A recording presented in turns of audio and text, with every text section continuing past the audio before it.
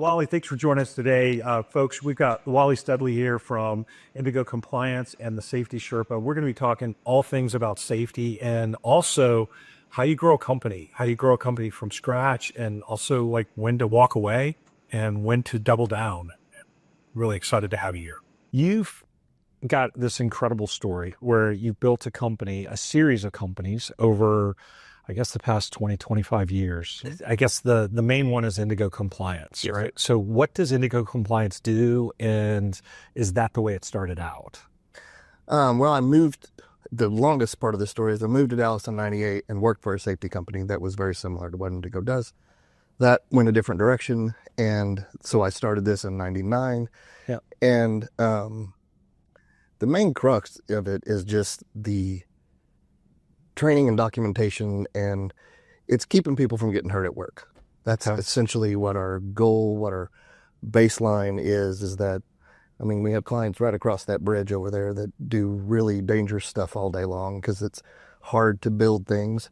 And we put processes and things in place so people don't get hurt. So they walk out the same way they walked in. So it's a safety company? Safety, occupational safety and health is what you would call it. Okay. But we're a small firm, high touch. We're in the places a lot. We spend a lot of time just sitting with people, watching them work, making sure they have everything they need to do what they're supposed to do. Okay. And how did you end up deciding in that field of work, right? I mean, because it's critical, it's necessary. It's not as glamorous as I wanted a high-paying sales job, and that's commission only. That's what brought me here. And so that's what I did, and I did pretty well at it. And then things went south with that company, so I said, I can do this. And I brought in a partner that knew the safety side of it, and so I sold, and then he did that side. And then over the years, I went to schools, and he taught me and all that. So I learned both sides of the business, and then he and I split 4 or 5 years after that. Okay. Because we had grown a whole lot in lots of different parts of the country. And so he went back to his part of Missouri. Okay. And we split the business, and I took the stuff here and he took the stuff there, and he did very well. Is still doing very well. And I stayed here and did this. Yeah, but you're not just serving Central Texas, right? No, we work all over the country. I was in LA yesterday, and we go from Atlanta, Richmond. We cover 12 cities. Yeah, and it's pretty much the entire national footprint, right? Yes. It's everything, because I remember talking to you, and you're in Chicago and Nashville and Baltimore and out in LA. Yeah, so. Phoenix and Oregon. And that's mainly, it's companies that are based here, and they've either expanded. One of them was just a company, one of my very first companies started here in 2000. Right. And since then, they've grown to LA and Baltimore and Atlanta. And so I just grow with them. Okay. Wait, you've had a client since 2000, you were saying? I still have my second client from 99. Okay. Yeah. So you've carried some clients. Because the next question I was going to ask you, right, is you've been able to grow quite a bit over that time. And like, how do you grow? Do you just find new clients? And then how long do clients stay with you? Clients stay a long time, barring massive economic interruptions. Okay. What's that mean? In 2009, we lost 50%. And most of them come back if their businesses come back. Okay. And then during COVID, most of the ones we lost there, they went out of business. Okay. So they didn't come back. Okay. But other than that, once we get them, we keep them. Okay. And the point is if we're doing our job, everything about what they do typically gets cheaper. If you stop hurting people, insurance goes down, you don't pay doctor bills, people come to work and actually work. And so they see the advantage of, if we cost $10,000 a year and we eliminate $100,000 worth of accidents, yeah, it's a good investment. And they see it. It's very easy to see in their numbers. And so when we put these in place and they get that advantage, then pretty much we pay for ourselves. Okay, that makes sense. Now, do you need to go through that value calculator with them when you're selling, or is it just to keep them after the fact? Or, when does that conversation come up? Well, obviously we talk about it in the beginning, but we have a contract for 1 year. Okay. We do a 12-month contract.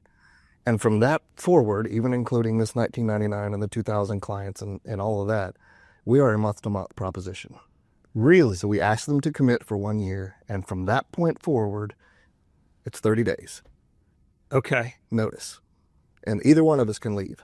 And so from a software world, right, you've got the magical MRR number that people are constantly looking for. These tech businesses want monthly recurring revenue. Right. And your whole business model as a service model has existed off of MRR since before it was cool. I suppose. Yeah. Yeah, there wasn't a lot of tech happening back in 2000 when we were starting to do this. But the point is give me a year to show you I can do what we say we can do. Right. And I've got a great team of guys that are highly committed to keeping people out of trouble and safe, and they are good at it. Right. And so if you'll just let us do what we do, we will pay for ourselves. And it's typically, but I need a year to set culture. Okay. Culture changes very, very slowly at places. But in a year, I can get close enough to where they can see, oh, this is a good idea. Okay. All right. So whenever you talk about culture and you talk about business, that's a big deal. Mm-hmm. It's a huge deal, right? Most business owners are highly protective over their culture if they think about it. And if it's powerful to them. And what you're talking about is coming in and changing culture. So are you talking about changing the entire culture of the company? Or what do you mean when you say change the culture? I am referring to just the safety culture. Okay. And typically, though, and this is probably me thinking more about it, or me injecting more into it than it probably is, but if you can establish the safety culture, then other things get better. Okay. Meaning you stop making excuses for bad behavior. Okay. So if you can do that in one area, then all of a sudden quality gets better, because you look and go, oh, we don't have to accept bad behavior. Right. This is just, it's the only reason typically those things happen is because the person at the top is letting it happen. Okay.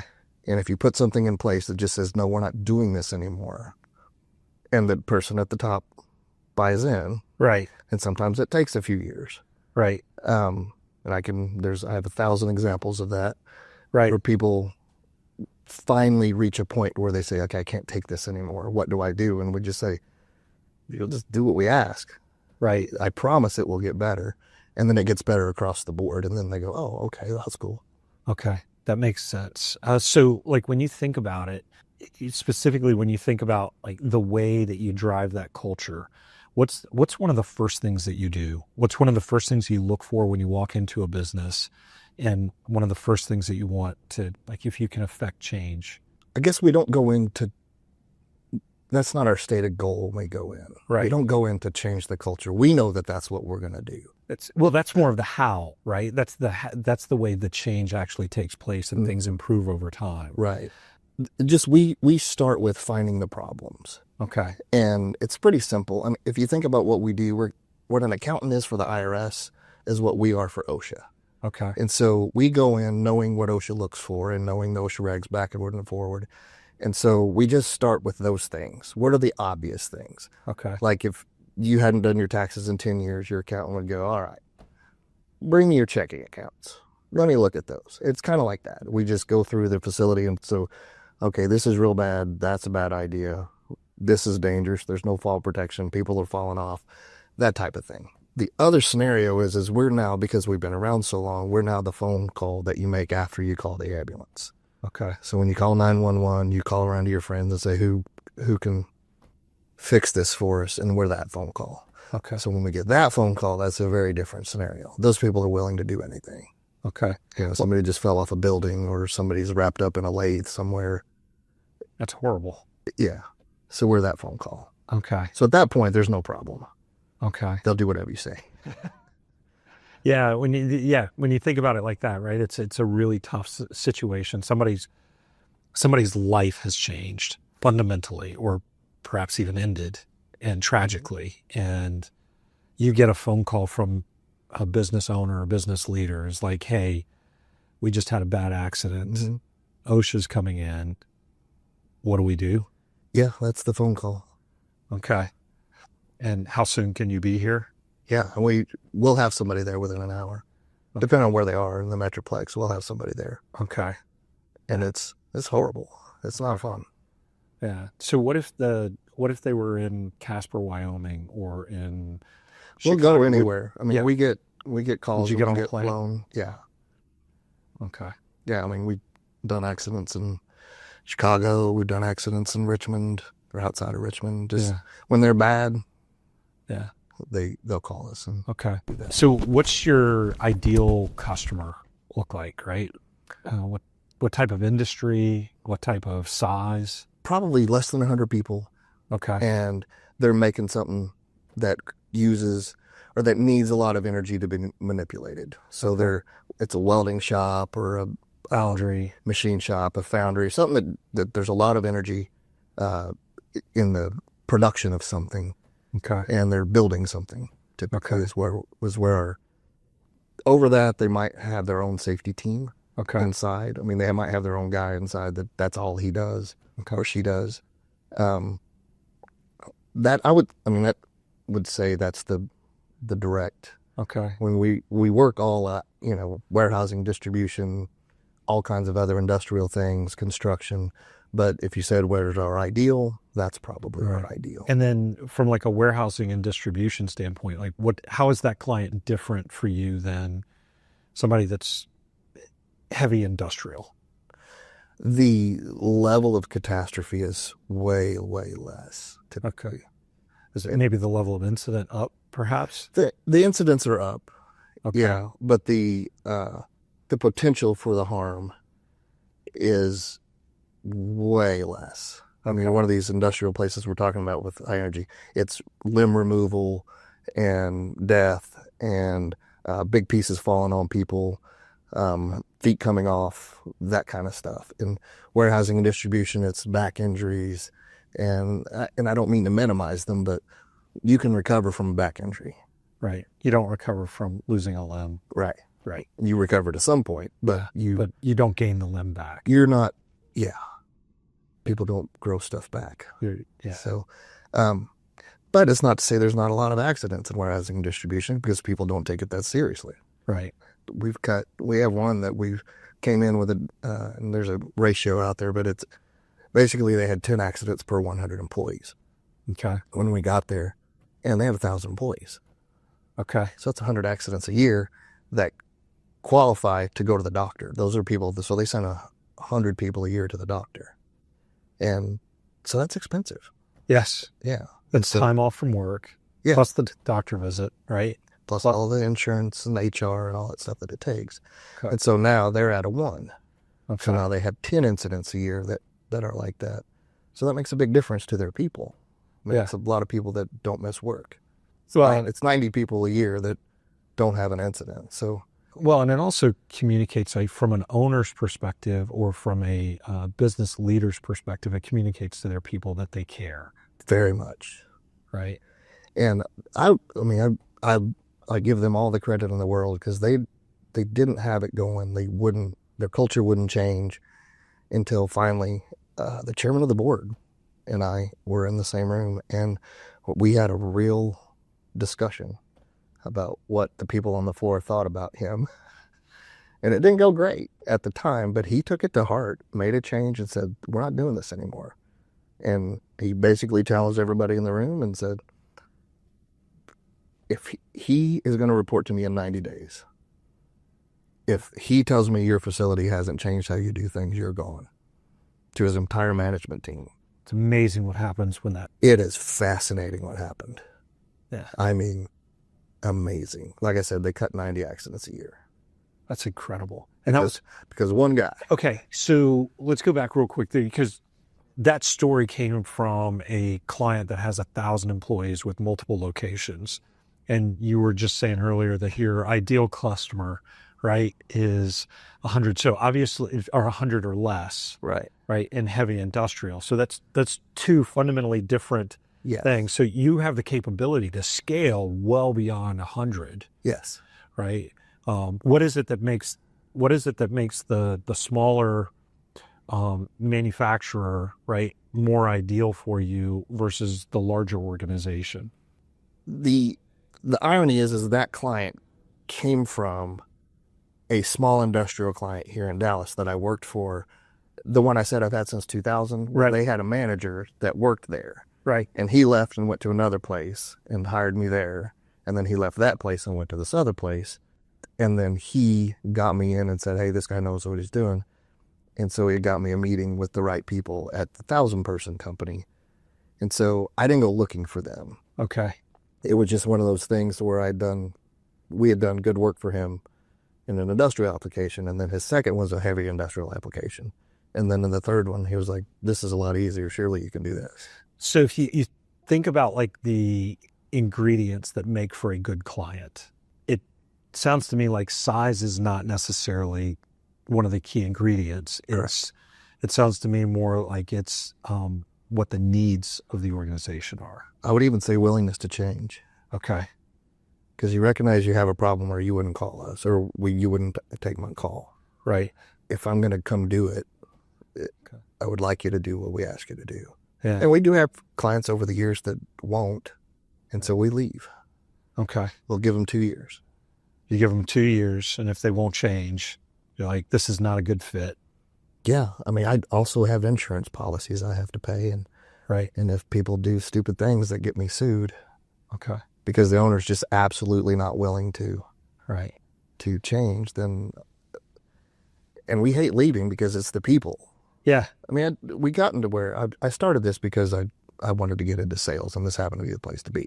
But once you've done this for a few years, the change you affect for the people that you work with every day, out on the floor, on the factory, that gets to you. So what if you thought about it from this perspective, like the number of recordables that they have per year as a ratio? Yeah. Right? If somebody has more than X recordables per Y employees, what would that number be that would make for a good, even if they don't realize they need to make a change, but they're just tired of this number of, this percentage of employees being injured. Like, what would that number be where somebody should give you a call? Honestly, there's not a number. Right. If the number's not 0, right, then something's wrong. Okay. So does 0 really exist? Yeah, it does. Okay. Absolutely it does. But how many people are you willing to hurt to make whatever it is you make? That's a powerful statement. That's the Say that statement. again. How many people are you willing to hurt to make whatever product you're making? Oof. What's the cost?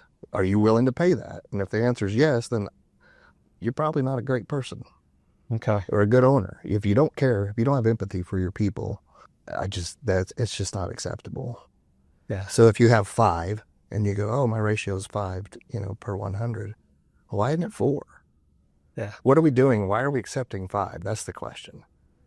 Yeah. Because it could be 0, or at least it could be 2.5. Why not hurt half the people? I mean, once you get into the argument, you see that it starts to. Oh yeah. It's a very simple. How many would you like to hurt this year? Yeah. 0. Okay. Well, if it's not 0, then what could we change? But one of the things that you mentioned earlier, it was like technology wasn't as much of a factor when you started as it is now.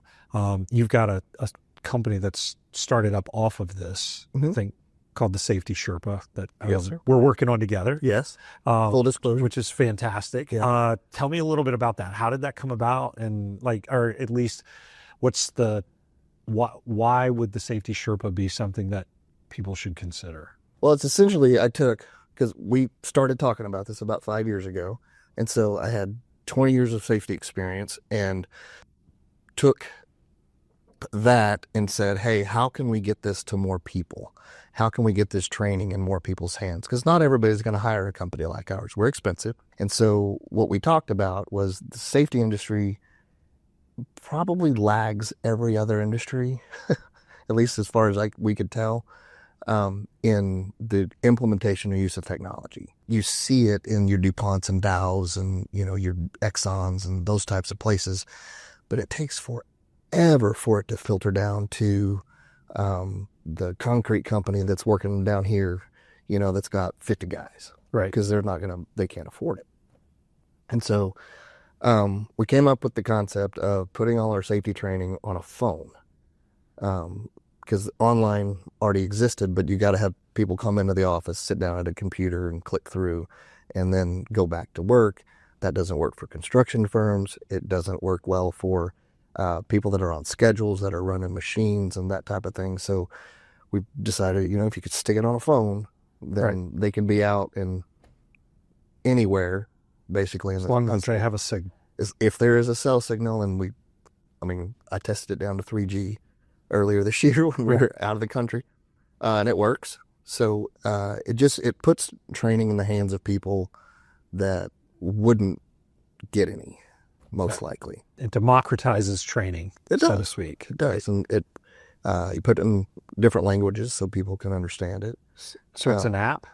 Yes, it's a mobile app, goes on their phone, and the training exists in the cloud, so it doesn't slow your phone down or anything like that. It just, they're simple. They go through it. They do the training. It's got some knowledge checks as they go through. Obviously, it's like an online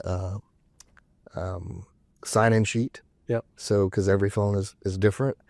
And so it satisfies all the things that OSHA wants. And then at the end, you have to pass a fairly difficult quiz to show that you learned what it was that it was talking about. And then on the few applications where you need hands-on training to go show that you know how to do it, there's a function for that as well. Okay. So the supervisor has to get involved and click it through and that kind of thing. So it satisfies the things that OSHA wants, and it makes it a lot easier for owners to get training in the hands of their people on their schedule. Okay. And, they do it during work, but, right. Everybody gets a break. Maybe you extend somebody's break 15 minutes and you let them do their training, and then they go back to work and you're not stopping down. Our normal format is that we come into a facility, they just shut all the production down and everybody comes together. You do the training and then everybody goes back to work. So that takes an enormous amount of shutdown time, gathering time, training time, ungathering time, as everybody talks and goes to the bathroom and has a cigarette, and and then they go back to work, and so it eliminates a lot of that. If you're looking at it and saying, okay, this fills a void. Oh, I guess one of the questions is it something that employees can just do on their own, or do they need to come through the company? It's got to come through the company for those reasons, for the data gathering, and then the testing. Okay. If somebody said, "Oh, I just want to do this on my own," I'd probably just say, okay. If somebody was that interested in it and they just wanted to do the training on their own and their company wasn't interested, I would probably figure out how to do that for them. Yeah. Now, it's a paid app, though, right? The app itself is free, but the service with all the content is what's paid for. Yes. Okay. As you're thinking about applications for that and clients for that, what industries, is this more like heavy industry, or is this more as anything construction? It's with the number of trainings that we have in there. Right. The nice things is that the company doesn't have to decide what they want. We will curate what they need based on the experience that we have over the years. I know what you do. If you just say, "Oh, I'm a fabrication shop," then I know what you need. Okay. I'm a construction firm. Okay, I know that also. And so we'll curate exactly what they need for each position. Maintenance people need different things than fabrication people, and they need different things than office people. So we set those up in groups. Okay. And like forklift operators need something different than a maintenance person. Absolutely. Yeah. Everybody, in most places, there's 3 to 6 groups. Okay. And so we curate those things based on what those people do. That's great. So it's custom basically per department. That's fantastic. So if somebody was interested and they said, "Hey, I want to set this up," how long would it take them from phone call to the Safety Sherpa or to Indigo to get going? It's fairly fast.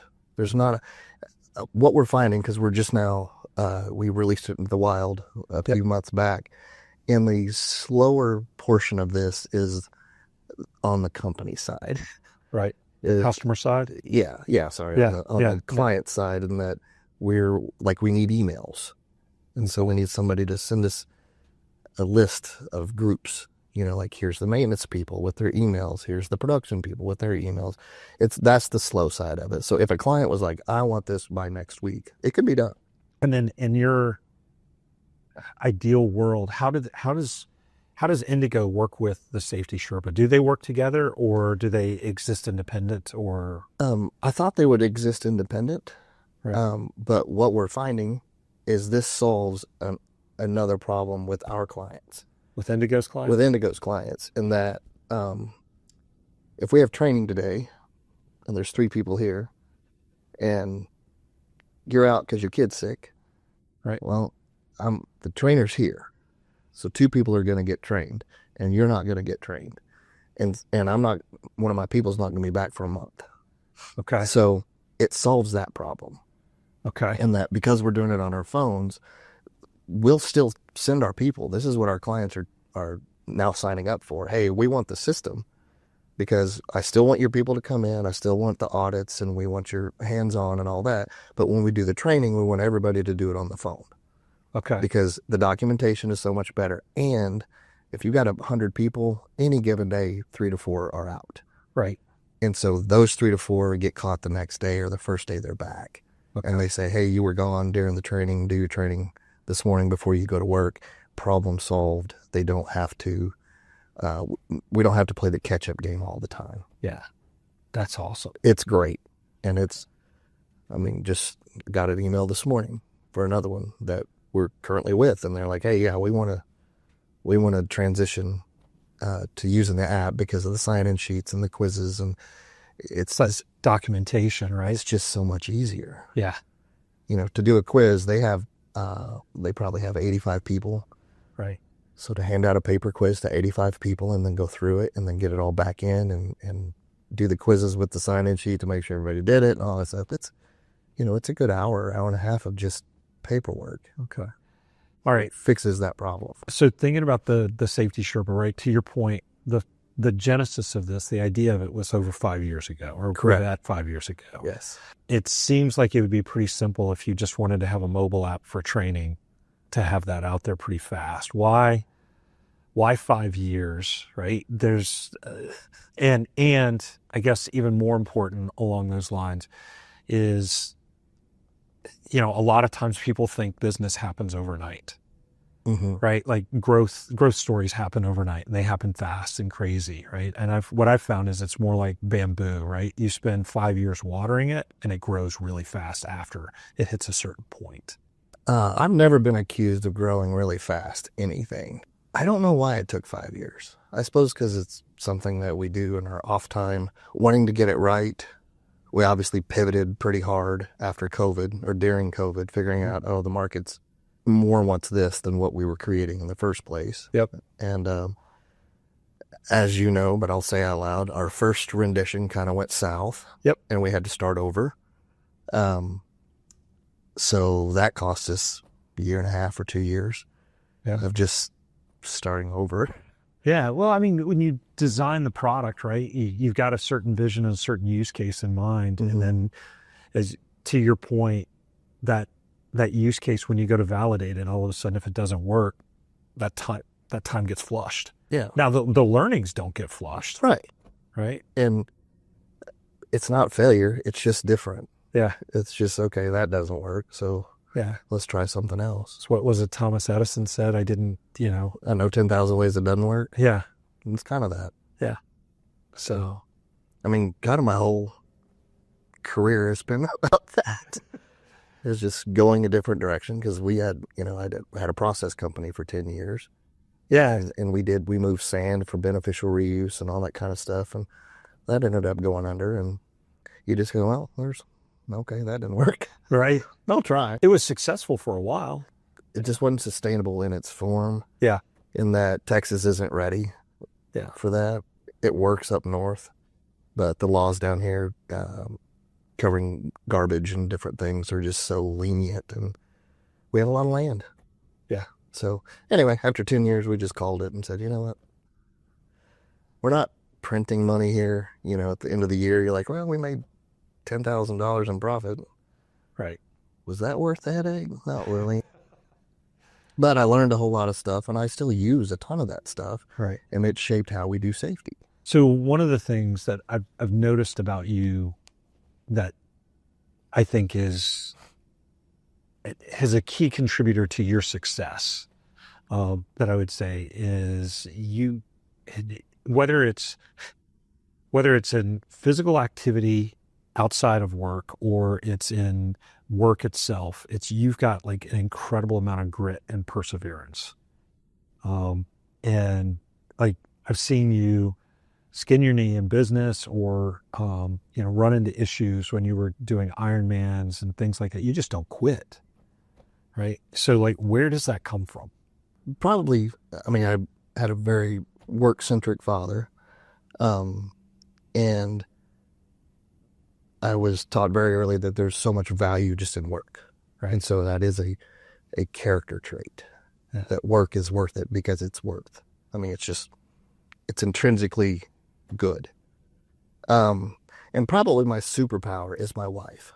Okay. Tell me about that. Tell me about her and how she's your superpower. Well, I just don't quit. Okay. That's really the only thing I'm good at. And I've said this for years. Yeah. I'm not good at really anything except not quitting. In my experience, what I've seen is when people struggle a lot, their spouse contributes to the problem. Okay. And mine has always just said, you'll get it. Okay. And so I've always been willing to go the next, you know what? I'm not going to quit today. Yeah. I'll quit tomorrow. And that's really been, and all the goofy races that I did for 10 years and all that, I had no business doing any of that. And I hated every second. I didn't. I had a good time doing that stuff, but it was just one of those things where I just say, you know what, I'm going to quit in the next mile. Yeah. And then I'll consider quitting in 10 minutes. And I go 10 minutes and I go, you know what? I mean, when it got bad enough, I'll consider quitting in 5 minutes. Yeah. I'll just run another 5 minutes and then discuss it with myself. It's funny. I was on the treadmill this morning having one of those moments, right? That's the worst place It's like to have the moments. Yeah, it was the treadmill is. Yeah. It's a metaphor for a lot of things, right? And it was just in the middle of the grind. And it was just like, I don't want to be here today. Yeah. This is not what I want to do. I was like, no, just go 5 more minutes. That's it, right? Just go 5 more minutes. Finish, and you get those 5 more minutes and you're like, okay, I can finish this workout, right? Yeah. So if you don't just 5 more minutes enough times. Yeah. Well, and some of the best business coaches in the world will tell you that most of the success comes when everybody else quits. Yeah. Right. And but how do you know? And I think this is something that, like, where you found success is the ability to persevere when others quit, right? But how do you know that it's just not worth pursuing? Like, when do you, to your point, there are things you've walked away from, right? At some point, you're like, okay, this just isn't worth pursuing anymore. And is it the margins aren't there? Is it the market's not there? Is it when do you decide to pull the plug? And when do you decide to double down? Probably back to the secret weapon deal. Right. Is a guy told me years and years, I mean, I was 23, 24. It was probably a sermon or something I was listening to because back then, we did it on cassettes. And they said, listen to your wife. God will whisper to you through your spouse. Okay. And I've always believed that. And so when things have gotten really weird or bad or the margins aren't there, I'll just sit down and say, hey, and just kind of kick off a discussion about it. And if she comes back that moment or the next day or a week later and says, I've been thinking about that and I think that's a terrible idea, or I think we ought to quit, or I think you ought to go this direction, I'd do it. Yeah. I mean, it sounds it sounds simple, but I mean, there's a reason there's 2 of you. Yeah. At least if you're in a marriage. And we went through the fire very early. And it is my story. We went through the fire early. Okay. Together. And so the level of trust that we have is off the charts, if you will. Right. But because the struggle was so hard in the beginning, then I know that we want the same thing. Yes. And so we've just been able to use that to guide us through a lot of different areas. But that's pretty much, I mean, like with the sand company and all that, you just sit down and go, here's the amount of time we're spending doing this, and this is the possible payoff. Right. And if that's not there, then we probably won't do it. Okay. But like with the safety company, that's how we eat, or that's how we were eating at the time. Right. And so that wasn't an option to stop because Okay. all the eggs were in that basket. And so it had to work. Okay. And those are the ones where you just know that. And that's where she would just say, just keep going. just keep going. She's the little engine that could. Just don't stop. Yeah. And she would say, whatever you need to do. So all those early years, I drove to Houston back and forth once a week, and I couldn't stay because I couldn't afford it. So it was back and up the same day and all of that. And she just, I'd leave at 3 a.m, and come home at 2, and get up and get after it at 5. And she'd just say, you can do this. Keep going. Just keep going. So I did. Yeah. If she would have said, man, you got to quit, well, that would have been a tough one. That would have been quite a conversation. Cool. So going back to Indigo Compliance, how is it a compliance company? Is it a safety company? Is it a process company? What is it? We just call ourselves a safety company. Okay. So what we look at it as is we try to accomplish basically 3 things when we get in. First thing we want to do is get a company into compliance. Okay. So if something bad happens and the OSHA guys come through the door, we don't have any things hanging out, right? Okay. So compliance is first. Injury prevention is next, because compliance does not equal injury prevention necessarily. Okay. It does help, like having good housekeeping keeps you from having trip and falls. It's kind of simple math. Right. But you start then looking at the way people work. Okay. That goes to that culture piece. The culture piece is the third piece. Oh, okay. And so it's kind of like 5S, where you straighten and then eventually you sustain. Yeah. So that's later though. So you got to get people in compliance and get them used to doing that. Like, hey, we need to sweep every day. It's a maturity path. It is. So we establish compliance. We then watch people work, and we figure out different ways for people to work. Like, hey, that guy's lifting, this piece every day, and it's 70 pounds. What if we put a hoist here? Okay. Well, hoist is $18,000. I know, but that back injury that you're looking at is $118,000. So you discuss, hey, how can we make their work easier? Okay. And how do we make them working within compliance easier? Because if I make your job harder, then the safety program just frustrates you. Right. Then I'm just the guy that's making your life harder. Right. And so my goal is to get in compliance and then make your life better. Okay. And then I use that in a good way to then drive culture of, do you like having this hoist? Yeah, I do. What else could I do for you? Okay. Oh, I don't know. Well, you know what you could do for me? What's that? You could use it. Yes. Yeah. Not just for this one thing, but you could use it for these other 12 things. So compliance, and what was the second? Injury prevention. Injury prevention. Making people's work easier. Okay. Making it easier for you to work in compliance. Perfect. And then third, that's how you drive culture. Okay. Is people go, oh, this is better. Right. I don't worry about smashing my finger every day. I don't worry about this. My back doesn't hurt because I'm using this hoist. And once you get there, now it makes sense to people. And that takes about a year. Okay. So that process goes through, and at the end of the year, if you've done a good job, then people look around and go, oh, we should have done this years ago. Isn't that funny? Yeah. How that works? Yeah. And they get it. And yeah. So it's frankly, it's the most fun part of what we do. Is to take a guy that's really hateful to you, and by the end of the year, he's patting you on the back when you come in the door. That's awesome. Because he gets it. That's awesome. And it happens all the time. Okay. So as you think about like the Safety Sherpa, that is more of a compliance tool, Yes. Right? And maybe it may bridge into the other two, or a catalyst for the other two, but it's definitely checks that compliance box. I'm hoping it's a catalyst for the other two. Okay. Because I feel like companies that they don't see that path that I just explained to you. Right. But they do want the compliance element. Right. They get that. Yep. And they go, oh, well, this is better for my people. And then maybe they venture into a little more, well, just they get into a little more of the program. Yep. And we're able to provide some extra services and that type of thing. But if people just do the Sherpa, they get their people trained, they're in compliance, it's fantastic. Yeah. That's the goal. Well, and candidly, having read through a lot of the training that's in the Safety Sherpa, there's no way that I think you can have your employees go through that and not take a step towards injury prevention or a step towards an improved culture, safety culture. Yes.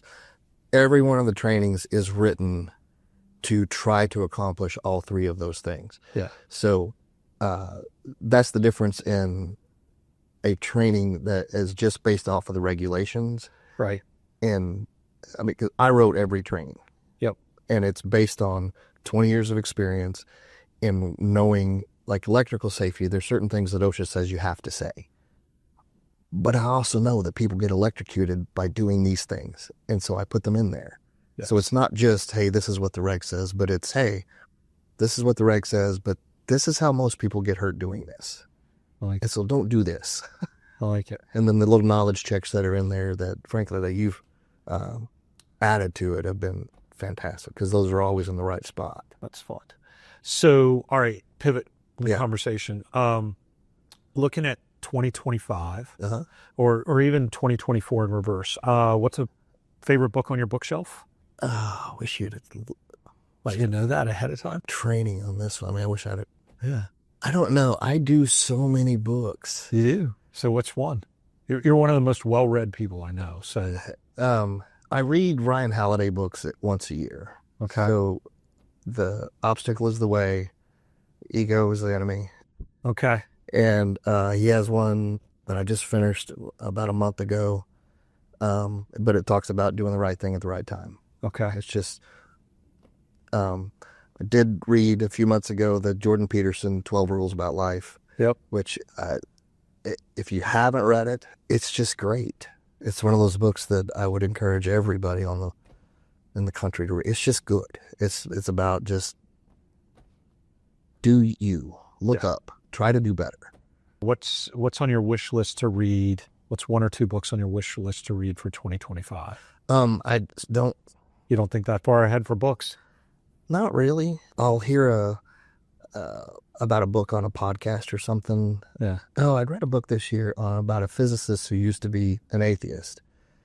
And because of his work in trying to find the beginning of the Big Bang, I can't remember the name of the book.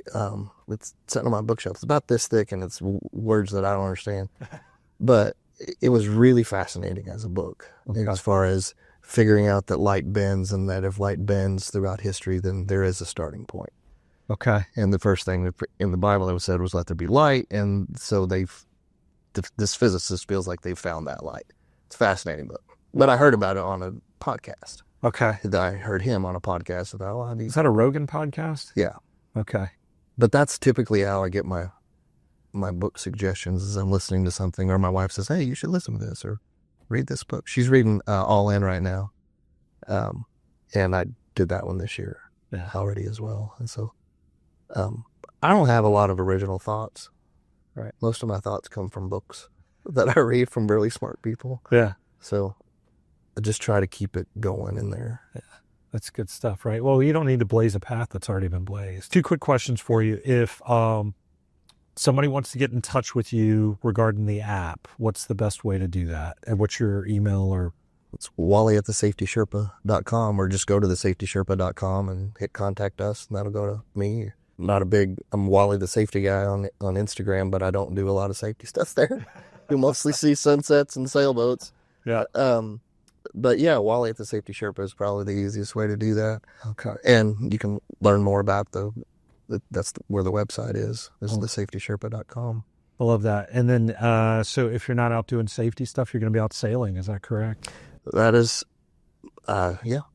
Yeah. Like boats and sunsets. All right. I feel like that's where if you can see the sun drop into the water, I don't care if you're at Lake Texoma or if you're out in the Caribbean, it's the same feeling. It's just amazing. And that's my thing. I just love, if I could do that for the rest of my life, live somewhere where I could watch the sun drop into the water, that would be amazing. That's awesome. So, And on that note, all right. thank you. Yes, sir. Appreciate it. It's a pleasure. Awesome.